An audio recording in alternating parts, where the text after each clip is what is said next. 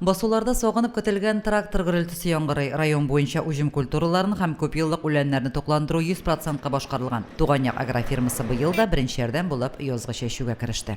Ике чәчү агрегаты безнең бүгенге көндә борчак чәчә, ике чәчү агрегаты арпа чәчә.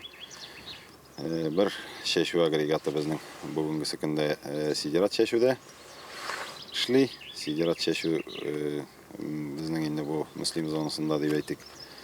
Иртәгәләргә төгәлләнә, планга куелган гектарлар чәчелеп бетә. Туганьяк агрофирмасының агрегатлары дым каплатуны төгәлләде. Хуҗалыкның техник паркы да тулыланган. Техник культуралар чәчү өчен яңа чәчү комплексы, үзйөрешле агу сибу җайланмасы да алганнар. Татарстанда беренче булып агрофирмага 2 дәнә Полесье гибрид комбайннар да кайткан. Иртә керелде инде быелны. Җире урыны белән җитешкән, җитешмәгән урыннар да бар. Басулары 3нче сезонга кирип киттек.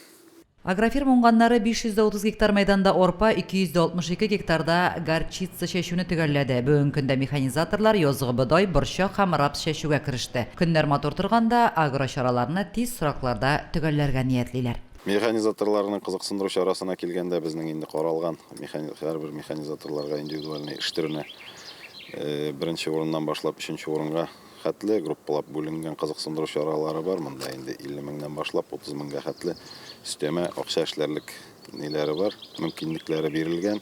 Агрофирмада барлык төр техниканың софта булуы, тәэсир итүче матдә орлык запасының да җитәрлек күләмдә туплануын күреп кайттык. Механизаторларны ашату да яхшы оештырылган. Кызыксындыру чаралары турында да онытмаганнар.